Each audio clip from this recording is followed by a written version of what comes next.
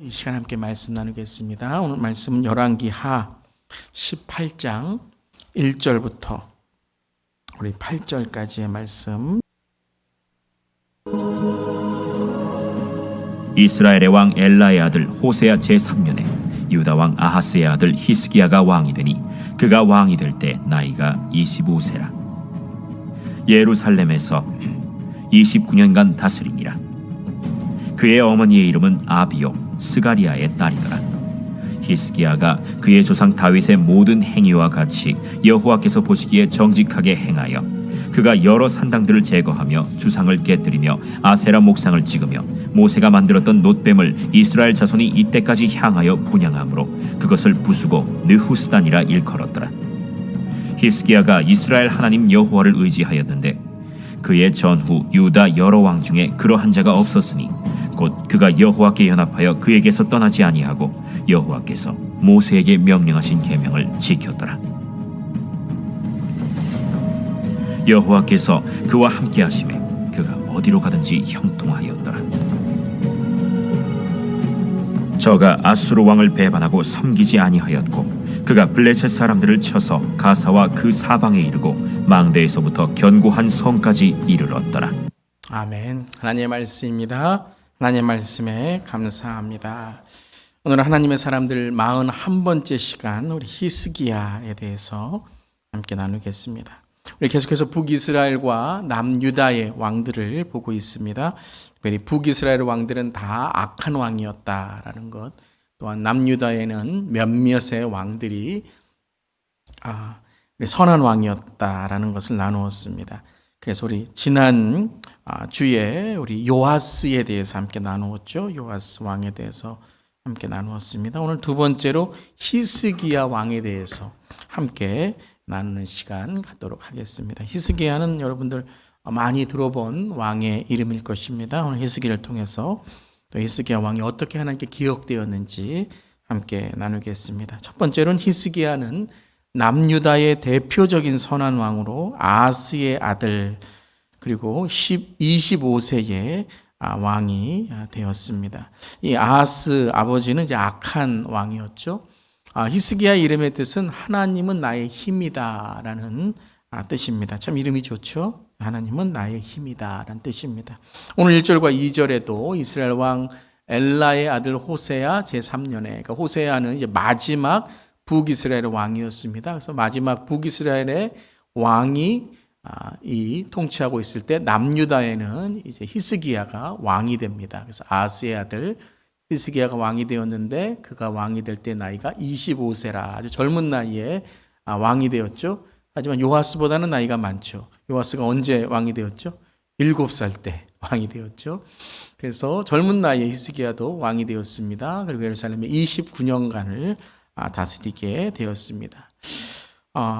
그 히스기야를 기억하는 이 역사는 히스기야를 선한 왕으로 기억하고 있습니다. 오늘 3절과 5절에도 그가 행한 일에 대해서, 선한 일에 대해서 이렇게 설명하고 있죠. 함께 읽어보겠습니다.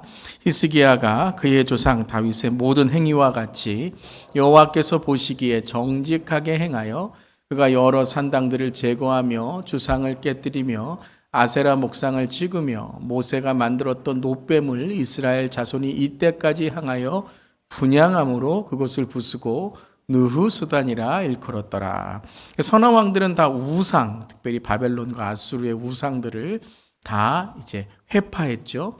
이 우상들은 하나님을 섬기는데 방해가 되는 것이었습니다. 특별히 산당은 어느 때 시작되었죠? 솔로몬 시대에 시작되었죠. 그가 드린 후궁과 여왕들을 위해서 산당을 지었는데 이 산당이 또한 우상을 섬기는 곳이 되었습니다. 그래서 여호와께서 보시기에 정직하게 행하는 건 다른 것이 아니라 우리의 삶에 있는 우상을 제거하는 것들이다라는 거니까 오로지 하나님만을 섬기는 것이죠. 자, 아세라 목상은 특별히 아수르의 우상입니다. 근데 또 하나 우리가 보기에 좀 놀라운 그런 우상이 있죠. 놋뱀입니다. 누가 만들었던 놋뱀이죠? 모세가 만들었던 놋뱀이라고 나와 있어요. 모세가 만들었던 놋뱀이 우리가 다 기억하시기로 불순종해서 뱀이 물렸을 때 그 놋뱀을 보면 살 수 있다라고 했죠. 그러니까 하나님이 주신 은혜인데 이 하나님의 주신 은혜도 뭐가 됐어요? 우상이 됐습니다. 이게 참 무서운 겁니다. 우리가 하나님을 섬긴다고 하는 그러한 일들이 때로는 우상이 될 수 있는 거죠. 의미가 없어지면 우상이 되는 거예요. 그래서 그 노뱀이 어떤 하나님을 대신하는, 그러니까 노뱀이 하나의 신이 되어버린 것입니다. 그래서 그것마저도 부수고 느수단이다. 느수단이라는 것은 히브리어로 그냥 구리, 쇠라는 의미입니다. 그래서 아무것도 아니라는 거예요. 그냥 구리다라는 의미예요. 구리다. 그러니까 여러분, 우리 삶 속에도 아무 의미 없는 것들인데 자꾸 우리가 그것에 붙들려 있으면 안 된다는 거죠. 그게 미신적인 거죠. 우리 한국에도 미신적인 게 많잖아요. 날수 미신도 있고, 여러 가지의 미신적인 일들이 있는데, 그거 다 여러분 아무것도 아닙니다. 저쪽 될 일 없습니다. 한국에는 이사하는데도 손 없는 날이 있다고 그러면서 그날에는 이사하면 안 된다 그런 얘기도 들어봤어요. 그래서 여러분 이제 기독교인들은 그날 이사해서 이삿짐 하는 비용들이 싸다라는 그러한 이야기도 있습니다. 우리에게는 아무 조촉이 안 됩니다. 바울도 그랬죠. 제사에 드린 음식 아무것도 아니다라고 하는 거죠. 하지만 믿음이 연약한 자들을 위해서 조심해야 된다라는 것이죠. 그렇듯이 우리가 하나님 앞에 정직하게 행하는 것은 우리의 삶의 우상을 제거하고 없애는 것이다라는 거예요. 두 번째도 선한 일은 무엇이었냐면요. 역대하 29장에 나옵니다. 어떤 것을 했는지 함께 읽어볼까요? 첫째 해 첫째 달에 여호와의 전 문들을 열고 수리하고 제사장들과 레위 사람들을 동쪽 광장에 모으고 그들에게 이르되 레위 사람들아 내 말을 들으라. 이제 너희는 성결하게 하고 또 너희 조상들의 하나님 여호와의 전을 성결하게 하여 그 더러운 것을 성소에서 없애라. 자, 지난주에 요아스도 똑같죠? 성전을 수리했다는 거예요. 그러니까 우상을 섬기다 보니까 성전을 소홀히 했던 거죠. 성전이 얼마나 더러워졌는지 몰라요. 그런데 단지 성전이란 건물만이 아니라 누구도 성결하게 하라 그랬죠? 너희도 성결하게다. 예배자들이 성결하게 되어야 된다. 여호와의 전만이 아니라 건물만이 아니라 여호와의 전을 섬기는 예배하는 사람들이 먼저 성결하게 되고 그 다음에 여호와의 전을 성결하게 하여 그 더러운 것을 성소에서 없애라라고 했습니다. 성전을 수리하고 특별히 히스기야는 성전의 문을 열었어요. 예배를 드리는 사람이 없었다는 거예요. 다 우상 섬기니까 우상 섬기는데 하나님 섬길 필요가 뭐가 있어? 그렇게 하는 거죠. 그러니까 여러분 하나님이 기뻐하시는 게 아니라는 거죠. 그렇듯이 이 성전을 회복한 것, 예배를 회복한 것은 또한 절기를 회복한 것이 된다라는 거예요. 그래서 6월절도 히스기야가 이렇게 이 절기를 회복하게 되죠. 그래서 하나님께서 히스기야를 통해서 또 기뻐하시는 성전의 회복을 이루셨다는 것입니다. 그럼 어떻게 이런 신앙을 히스기야가 갖게 되었을까요? 아버지 아하스는 악한 왕이었는데요. 오늘도 말씀을 보면 지난 시간에 우리가 잠깐 보았던 어머니에 대해서도 언급됩니다. 물론 다른 악한 왕도 어머니에서 언급이 되지만 출신을 이제 소개한다는 것도 스가리아의 딸이다라는 것을 소개한다는 것은 믿음의 집안이었다라는 것을 말하는 것이죠. 히스기야도 그의 어머니의 이름은 아비요 스가리아의 딸이더라 하며 이제 믿음으로 이제 이 히스기야를 양육했던 어머니의 역할을 또한 강조하는 것을 보게 됩니다. 근데 단지 어머니의 양육만이 아니라 이 히스기야가 무엇으로 양육되었느냐가 중요한 거죠. 우리 함께 18장 6절 7절 읽겠습니다. 히스기야가 이스라엘 하나님 여호와를 의지하였는데 그의 전후 유다 여러 왕 중에 그러한 자가 없었으니 곧 그가 여호와께 연합하여 그에게서 떠나가지 아니하고 여호와께서 모세에게 명령하신 계명을 지켰더라. 무엇을 지켰다고요? 계명을 지켰더라. 이게 말씀이라는 거죠. 말씀으로 양육되고 말씀을 지켰다라는 거예요. 하나님과 연합되는 건 다른 게 아니에요. 말씀을 순종했다라는 거죠. 말씀을 지켰다라는 것입니다. 여호수아에게도 하나님께서 동일한 말씀을 주셨죠. 함께 읽겠습니다. 이 율법책을 내 입에서 떠나지 말게 하며 주야로 그것을 묵상하며 그 안에 기록된 대로 다 지켜 행하라. 그리하면 내 길이 평탄하게 될 것이며 내가 형통하리라. 어떻게 우리가 형통하게 된다고요? 주야로 말씀을 묵상하고 지키는 삶이 될 때에 하나님께서 평탄하고 형통한 길로 인도해 주신다라는 것입니다. 믿으십니까? 아멘. 그러니까 히스기야 똑같아요. 어머니의 신앙이 있었지만 다 어머니가 신앙이 있다고 자녀들이 신앙이 있는 건 아니죠. 그런데 어떻게 히스기야가 신앙을 지켰는가? 하나님의 계명을 지켰더라. 그러니까 말씀을 잘 알았다는 거예요. 그러니까 노뱀도 이 노뱀의 역할이 무엇인지를 정확히 알았기 때문에 이 노뱀이 중요한 게 아니라 하나님께 순종하는 것, 하나님의 임재가 중요하다는 것을 정확히 알았다는 것이죠.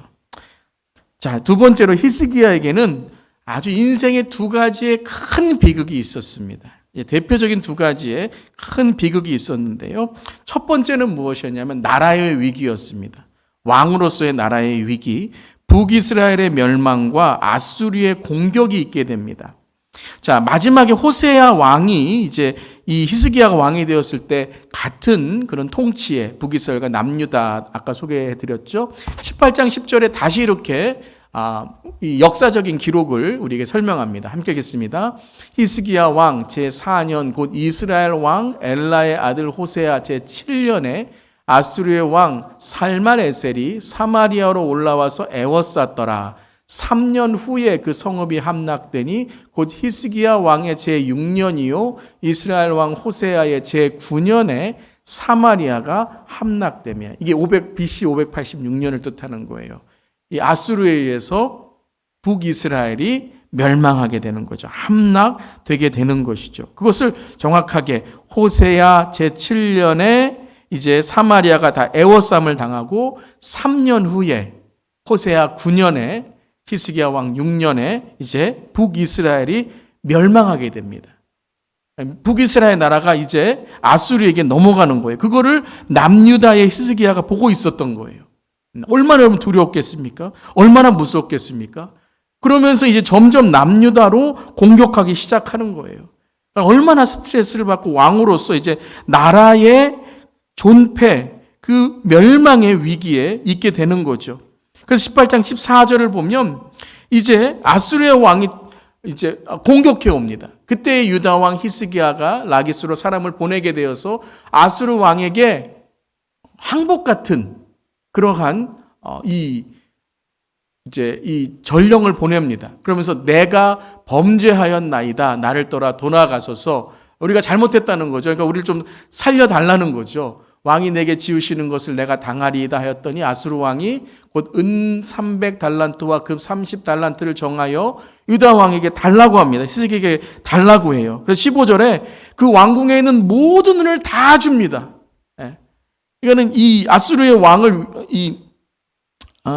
잘 보이기 위해서 은을 다 주는데 그래도 사네립이라는 그 공격한 대장이 떠나지 않는 거예요. 계속 어렵게 하는 겁니다. 그래서 나라의 위기, 이제 북이스라엘도 멸망하게 되고 남유다도 위기에 처해 있는 상황에 있게 돼요. 그러니까 얼마나 여러분 스트레스를 받고 어려웠으면 개인적으로도 병이 나게 됩니다. 물론 어떤 병인지 안 나와 있고 원인이 안 나와 있지만 이 같은 시기에 이 나라의 위기가 있는 시기에 이 북이스라엘 멸망하니까 얼마나 여러분 두려웠겠습니까? 그때에 히스기야에게도 불치의 병이 생기게 돼요. 두 번째 개인적인 위기가 오는데요. 불치의 병과 이제 눈물로 기도하게 되는 것이죠. 오늘 18장 우리가 읽었는데 20장에 보면 우리가 많이 아는 히스기야의 기도하는 장면이 나오죠. 우리 20장 1절 말씀 읽겠습니다.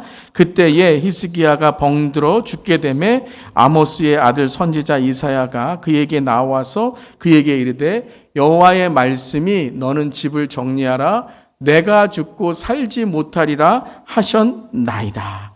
이사야 선지자가 와서 히스기야에게 당신 병들어 죽게 되었습니다. 그러면서 이 병은 살지 못할 병입니다. 너의 집을 가문을 정리하세요 라고 말하게 되죠. 나라의 지금 존폐만이 아니라 자기의 생명에 지금 위기까지 온 거예요. 이 병을 통해서.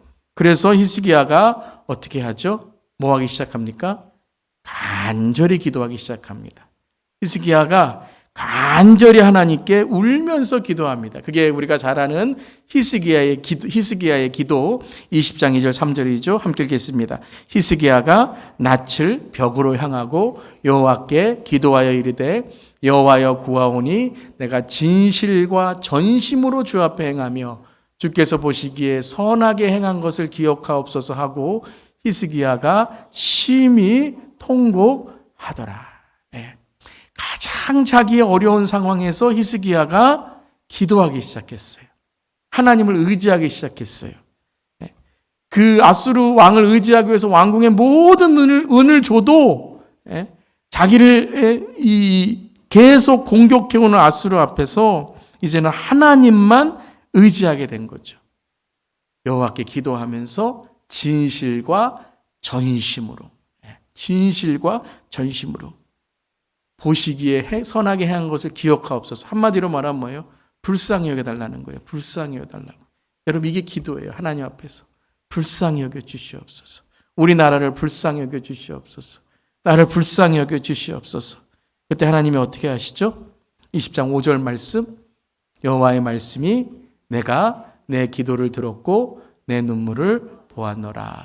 우리 함께 읽어보겠습니다. 다시 한번 내가 내 기도를 들었고 내 눈물을 보았노라. 여러분 하나님께서 우리의 기도를 들으시고 우리의 눈물을 보시는 줄 믿습니다. 아마 히스기야가 우리가 인생에서 가질 수 있는 가장 큰 두 가지의 비극을 지금 경험하고 있는 거죠. 첫 번째는 나라의 위기. 두 번째는 개인적인 병의 위기. 그때 기도하기 시작하고 눈물로 통곡하기 시작했을 때 하나님은 그의 기도를 들으시고 그의 눈물을 보셨다. 내가 너를 낫게 하리니 내가 3일 만에 여호와의 성전에 올라가겠고. 하나님이 낫게 해주신다 그래요. 또는 어떻게 하신다고요? 성전에 올라가겠고. 자, 왕도 병이 있으면 부정한 사람이에요. 성전에 들어가지 못해요. 그렇기 때문에 그의 기도를 통해서 하나님 너를 낫게 하고 여호와의 성전으로 올라가게 하게 하겠다라고 말씀하세요. 예레미야 30장 3절에도 이렇게 말씀하셨죠. 너는 내게 부르짖으라 내가 내게 응답하겠고 내가 알지 못하는 크고 은밀한 일을 비밀한 일을 내게 보이리라 라고 말씀하시는 거예요. 여러분 기도는 하나님의 응답이고 기도는 하나님의 역사인 줄 믿습니다. 제가 말씀드렸잖아요. 사랑은 구원의 역사를 이루고 기도는 기적의 역사를 이루고 순종은 축복의 역사를 이루는 것입니다. 우리가 부르짖고 주님께 기도할 때 눈물로 기도할 때 하나님은 응답하시는 것만이 아니라 우리에게 하나님의 역사, 은밀하고 비밀하고 놀라운 일을 우리에게 보여주시는 줄 믿습니다. 자, 히스기야에게 이것을 보여주시기 위해서 하나님은 기도라고 하신 것입니다. 그의 비극적인 나라와 개인적인 비극을 통해서 하나님은 단지 응답해 주시겠다는 것만이 아니라 히스기야가 보지 못하고 있는 것, 히스기야가 지금 해야 될 일을 하나님께서 하라고 말씀하시는 것이죠. 자, 그게 아주 중요한 히스기야의 이제 삶의 하나님께 받는 사명인데요. 세 번째는 히스기야는 기도로 응답을 받았습니다. 무엇으로 응답을 받았다고요? 기도로 응답을 받는 거예요. 하나님이 어떻게 우리를 응답하십니까? 기도로 응답하십니다. 네. 하나님의 응답의 채널은 뭐예요? 기도입니다. 여러분 믿으십니까? 여러분 정말 이거 믿으셔야 돼요. 하나님의 응답은 기도로 오는 거예요. 기도로. 그냥 우리가 하나님 내가 준비되었습니다라고 오는 게 아니라 아무리 준비가 돼도 기도로 준비가 되어 있지 않으면 하나님의 응답은 이루어지지 않는다라는 것이죠. 기도란 무엇이죠? 하나님의 뜻을 받을 준비가 되어 있다라는 것입니다. 그래서 히스기야에게도 기도로 응답하셨다라는 것입니다. 열왕기상 19장 34절을 보면 이렇게 하나님께서 응답해 주세요. 기도하고 있을 때 34, 35절 함께 하겠습니다. 내가 나와 나의 종 다윗을 위하여 이 성을 보호하여 구원하리라 하셨나이다 하였더라. 이 밤에 여호와의 사자가 나와서 아수르 진영에서 군사 18만 5천 명을 친지라. 아침에 일찍이 일어나 보니 다 송장이 되었더라.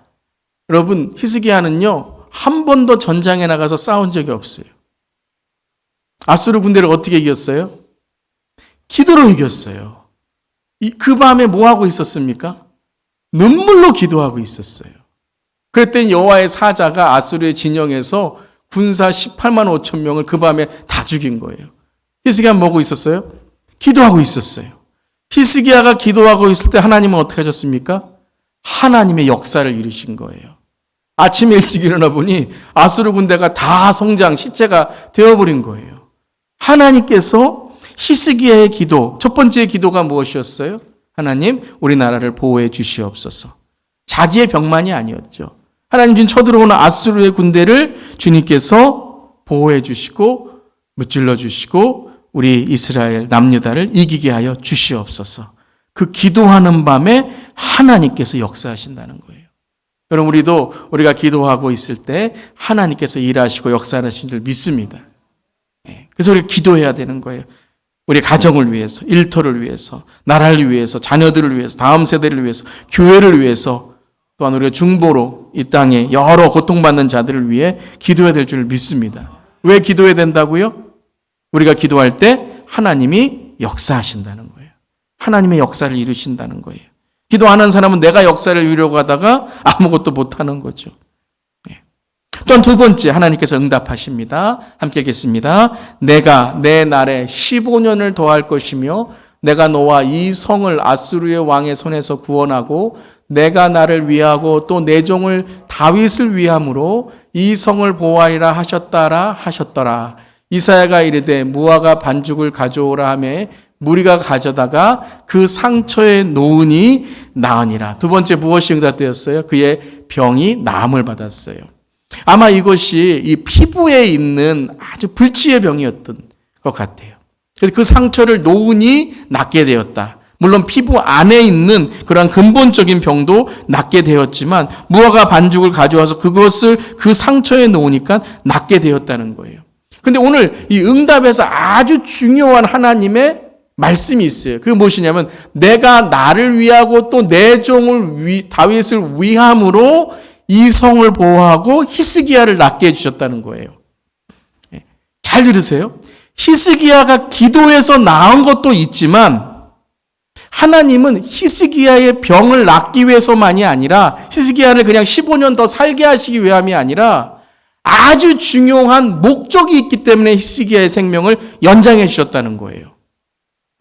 히스기야는 이걸 하지 않으면 그의 15년은 아무 소용이 없다는 거예요. 어떤 거예요? 무엇을 위해서요? 나를 위하고 또 내 종 다윗을 위한 일을 해야 된다는 거예요. 그래서 여러분 히스기야의 오늘 기록을 쭉 보면 병이 난 거는 3절, 4절밖에 없습니다. 그리고 앞뒤로 보면 아주 중요한 히스기야 역할을 하나님께서 주시는 거예요. 나라를 보호하는 것, 하나님께 기도하는 것, 그리고 또 하나의 아주 중요한 다윗의 계보를 잇는 것.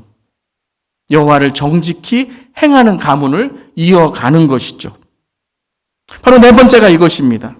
바로 이 히스기야가 응답을 받는 것도 중요하지만 더 중요한 건 뭐냐면 응답을 받은 후에 히스기야가 어떻게 살아가야 되는가가 중요하다는 거예요. 여러분 히스기야의 기도를 우리가 배우고 눈물로 통곡으로 기도해서 하나님의 마음을 움직여 하나님께서 역사하시는 우리 기도를 얻기를 원합니다. 하지만 하나님이 응답해 주시는 것은 우리가 눈물을 막 흘리기 때문에 우리가 막 부르짖기 때문에 우리가 하나님 들어주세요라고 땡깡 부리기 때문에 하시는 것이 아니라 하나님은 이미 우리에게 하나님의 계획과 목적이 있으시기 때문에 하나님 응답하시는 줄 믿습니다. 잘 들으셔야 돼요. 그러니까 여러분 우리가 기도해서 응답하시는 것이 아니라 하나님의 목적이 있기 때문에 응답하시는 거예요. 이걸 아셔야 돼요, 여러분. 이걸 모르면요, 항상 어떤 영적인 어떤 무슨 체험, 경험, 그리고 내 어떠한 신비한 것으로만 자꾸 기도의 응답을 받으려고 하는데, 물론 그런 것으로 우리가 응답이 오지만, 가장 중요한 건 하나님의 뜻이라는 거예요. 체험과 경험으로 여러분, 어떤 우리의 삶의 신비적인 것으로 하나님의 응답이 안 올 수도 있어요.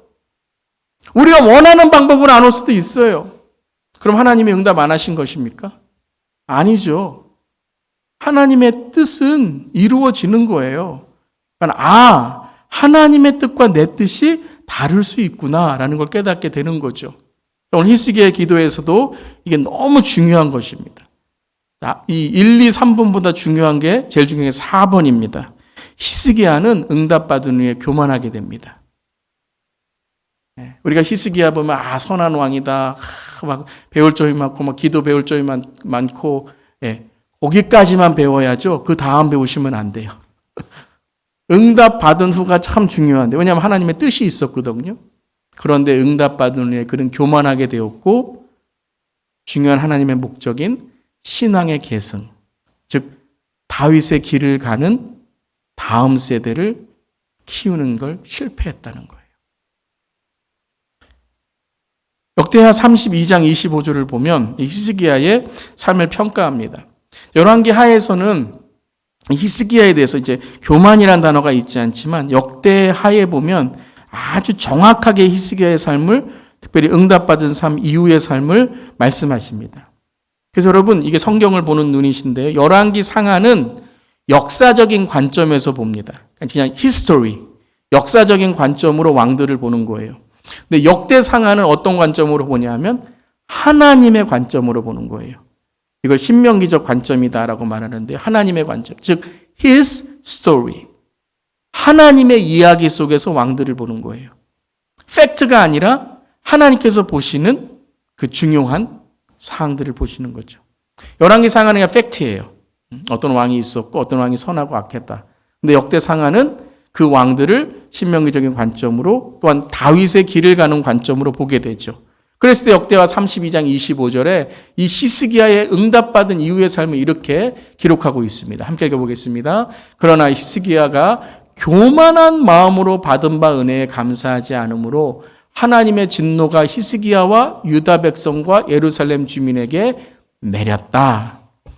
여러분 교만한 게 뭐예요? 정확히 나와 있죠. 받은 바 은혜를 감사하지 않는 게 교만한 거예요. 교만한 건 내가 높이는 것만이 교만한 게 아니라 받은 바 은혜를 감사하지 않고 당연하게 여기는 건 교만한 거예요. 왜요? 내가 했다라고 생각하는 거죠. 내가 기도 열심히 해서 얻었다고 생각하는 거죠. 내가 교회 열심히 다녀서 이렇게 얻었다고 생각하는 거죠. 아니요, 여러분. 하나님의 은혜라는 거예요. 하나님의 은혜. 여러분, 우리보다 더 기도 열심히 하는 다른 종교의 사람들 얼마나 많이 있습니까? 5시에, 6시에 새벽기도 나와서 어렵다고 말합니까? 새벽 4시에, 여러분, 아침에 목욕 재개하고, 머리 싹 가다듬고, 올백머리 하시고, 하얀 옷 입고, 밤에 나오면 깜짝 놀라잖아요? 물도 얼마나 깨끗하고, 약소 가서 깨끗한 거, 하나도 흠없는 거, 새벽 2시부터 일어나서, 딱 4시에 정확히 기다리고 있다가, 얼마나 열정적인지 몰라요. 이런 분들이요, 하나님 믿으면요, 와, 신만 딱 바뀌면, 정말 진짜 신을 하나님 바뀌면, 정말 여러분 하나님 잘 믿으세요. 여러분 뭐가 어렵습니까? 더 기도 열심히 하는 사람들이 너무 열심히 많아요. 새벽 3시, 4시에 일어나서 일 가시는 분들이 있어요. 더 열심히 열정으로 일하시는 분들이 있어요. 기도했기 때문이 아니라 우리가 열심히 뭘 했기 때문이 아니라 하나님의 은혜가 있고 정말 하나님께 주시는 하나님의 놀라운 임재가 있기 때문에 그렇다는 것이에요. 그걸 히스기야는요, 응답받기 전에는 하나님 응답해 주시면 어떻게 하겠습니다. 막 그러더니 딱 응답해 주시니까 그 다음에 어떻게 해요? 들어갈 때하고 나올 때 다르다고 입 싹 닫고 자기가 다 한 것처럼 하는 거죠. 네. 자, 열왕기하 20장 11절 12절에 여러분이 잘 아시는 해 그림자가 10도 뒤로 물러가게 되죠. 처음은 10도 앞으로 가겠다고 하게 해주다고 했는데 히스기야가 하나님 그것도 못하십니까? 그럼 좀 뒤로 가시면 어떨까요? 그래서 선지자 이사야가 여호와께 간구하며 아하스의 해시계 위에 나아갔던 해 그림자를 10도 뒤로 물러가게 하십니다. 응답해 주셨죠. 왜 응답해 주셨습니까? 여러분 이미 병은 나았어요. 그렇죠? 무화과 반죽을 해서 딱 놓았더니 나았어요. 그럼 응답 받았으면 끝 아닙니까? 근데 하나님께서 기적을 베풀어 주셨어요. 왜 기적을 베풀어 주셨을까요? 그게 바로 성전의 기적입니다. 그러니까 성전 안에서 하나님의 임재를 경험할 때 하나님께서 이 기적을 주신 거예요. 그런데 그때에 발라단의 아들 바벨론의 왕이 와요.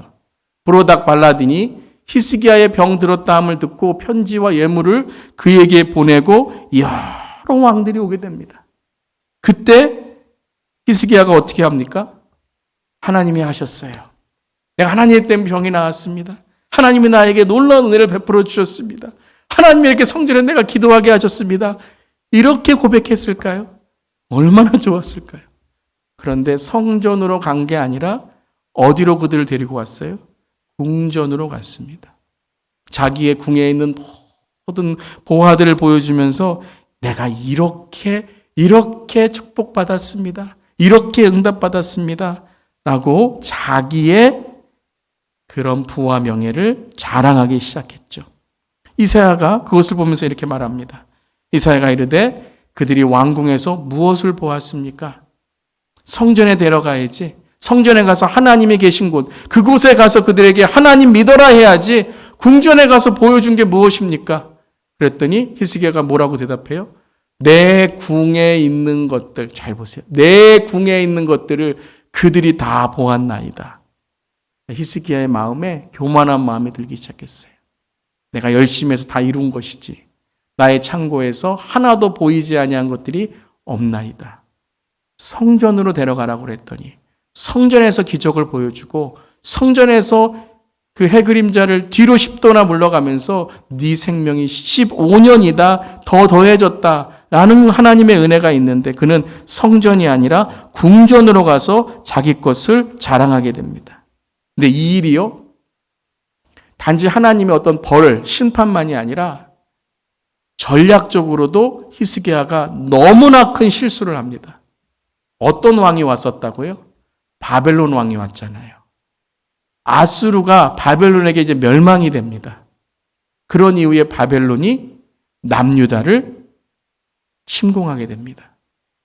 그런데 어떻게 궁전에 있는 모든 것을 알고 궁전에 있는 그런 위치도를 다 알았을까요? 이때 다 아는 거예요. 하나님의 심판만이 아니라 여러분 보세요. 교만한 자는 분별력을 잃게 되는 거예요. 이 적대국에 아직은 적이 아니지만 이 사람들이 왔을 때 하나님이 말씀하신 대로 성전에서 내가 남을 입었으면 성전으로 가서 하나님을 자랑해야 되는데 그냥 내 궁에 와서 다 보여주니까 창고도 보여주고 무기도 보여주고 다 보여주니까 이젠 여러분 바벨론이 쳐들어와도 어디에 뭐가 있는지 다 아는 거예요. 전략적으로 다 노출이 된 거예요. 그래서 이렇게 하나님께서 말씀하십니다. 20장 17절 18절 함께 읽겠습니다. 여호와의 말씀이 이르니니 왕궁의 모든 것과 왕의 조상들이 오늘까지 쌓아둔 것이 바벨론으로 옮긴 바 되고 하나도 남지 아니할 것이요 또 왕의 몸에서 날 아들 중에서 사로잡혀 바벨론 왕궁의 환관이 되리라 하셨나이다 하니 예언의 말씀을 하시는 거예요. 그래서 우리가 잘 알기로 이제 722년에 아까 제가 580년이라고 했죠. BC 722년에 북이스라엘이 이제 멸망하게 되고요. BC 586년에 이제 남유다가 멸망하게 됩니다. 바벨론에게 멸망하게 돼요.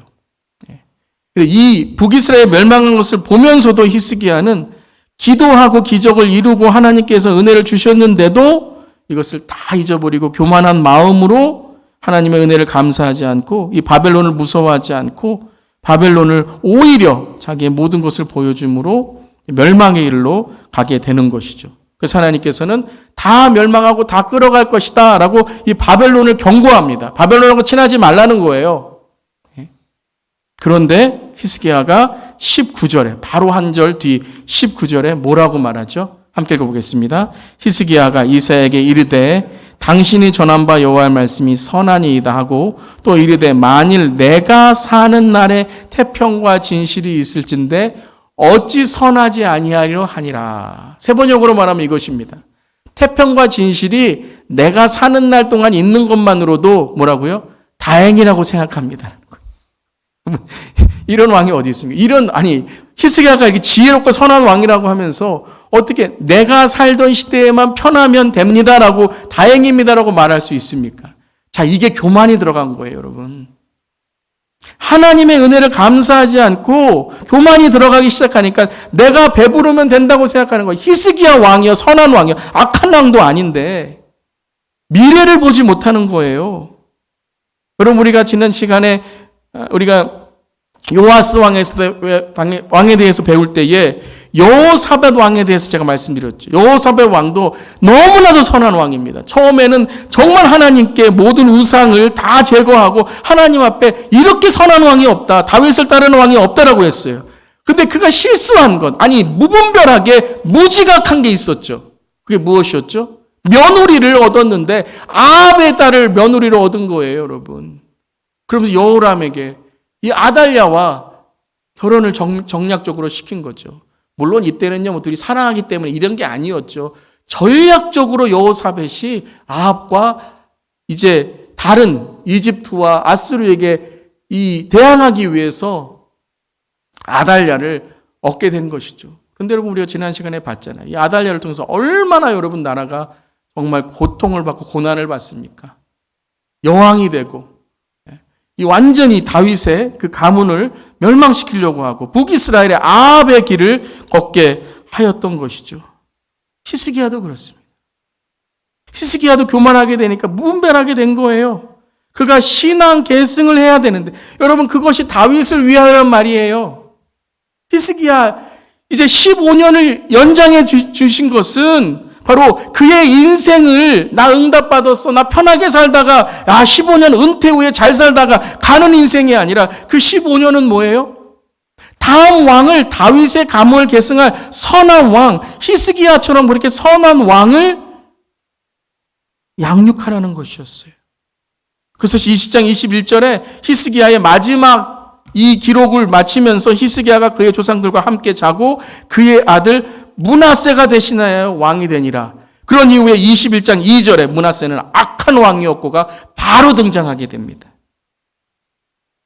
여러분, 아까 우리가 20장 1절에 하나님 뭐라고 말씀하셨어요? 너는 죽는다라고 말씀하셨죠. 근데 살려주셨어요. 그때 히스기야가 병들어 죽게 되며 아모스의 아들 선지자 이사야가 그에게 나와서 그에게 이르되 여호와의 말씀이 너는 집을 정리하고 내가 죽고 살지 못하리라고 말씀하십니다. 하나님이 너 죽는다라고 말씀하셨어요. 그런데 하나님께서 15년을 더 살게 하셨어요. 무슨 이유일까요? 너의 집을 정리하라는 것은 너의 집을 돌보아라라는 말씀이에요. 내가 죽고 살지 못하리라는 말은 네가 죽은 이후에 어떤 가문을 이어야 되는지를 보라는 것입니다. 즉 그에게 허락한 15년은 그를 보호하신 그 남유다의 그 아수르에서 보호하신 그 나라는 다윗의 길을 가는 나라로 만들어야 된다는 것이죠. 즉 히스기야는 죽어야 되는데 그에게 하나님께서 마지막 사명을 통해서 15년간을 허락해 주신 것이라는 거예요. 그런데 히스기야는 여기서 죽었습니다. 응답 받아서 교만해졌습니다. 15년을 연장한 것이 아무 소용이 없었습니다. 하나님이 기적을 허락해 주신 것이 아무 소용이 없었습니다. 하나님의 임재를 경험한 게 아무 소용이 없었습니다. 은혜 받았다. 내가 이제 하나님을 위해 살겠다. 아무 소용이 없었습니다. 왜요? 그는 이날 죽었습니다. 응답받는 날 그는 교만하였습니다. 그는 신앙의 계승을 위해 15년을 하나님께 주시는 목적을 이루지 못했다라는 것입니다. 물론 히스기야는 선한 왕입니다. 지금까지 그가 한 일은 선한 일이고 그가 한 일은 이스라엘의 신앙의 종교의 계획을 이루는 일이었습니다. 그런데 그의 선함은 그의 삶만이었습니다. 그가 살았던 그때만이었습니다. 15년은 그에게 악을 행하는 15년이었던 것입니다. 므낫세를 바로 세워야 되는 제가 생각하기로 아마 하나님께서 이 말씀을 하실 때 므낫세는 완전히 신앙이 악한 그러한 자녀였을지 모릅니다. 너의 가문을 다시 돌아보고 네가 이제 15년 동안 무엇을 해야 되는지를 돌아보라 라고 말씀하신 거죠. 그런데 그는 므낫세를, 그 아들을 돌이키지 못했다는 것이죠. 신앙의 본을 보이지 못했다는 것입니다. 사랑하는 성도 여러분, 열심히 기도하셔서 응답 받으시기를 바랍니다. 열심히 기도하셔서 은혜 받으시기를 바랍니다. 열심히 여러분들 신앙생활 하셔서 하나님께서 주시는 축복 많이 받으시길 바랍니다. 그런데 그것은 하나님의 목적과 사명이 있습니다. 그것을 발견하시기를 축복합니다. 그걸 발견하지 못하면 오히려 그것 때문에 여러분은 교회 안에서, 그것 때문에 여러분은 가정 안에서, 여러분은 그것 때문에 여러분의 삶이 오히려 하나님과 멀어지는 삶이 될 수 있다는 것입니다. 여러분에게 오늘 죽어야 되는데, 오늘 이 땅을 떠나야 되는데, 내일 하나님께서 여러분의 삶에 보너스의 인생을 주신다면, 여러분에게 15년의 인생을 더 연장해 주신다면, 여러분에게 20년의 인생을 연장해 주신다면, 여러분에게 50년의 인생을 연장해 주신다면 여러분은 무엇을 하시겠습니까? 사랑하는 성도 여러분, 교만하지 마시고 나에게 주신 하나님의 계획을 이루어가는, 그래서 선교적 삶으로 하나님의 축복을 흘려보내는, 특별히 이 시대의 마지막 때에 우리 다음 세대를 하나님의 세대로 세우는 우리 모두에게를 주님의 이름으로 축복합니다. 아멘.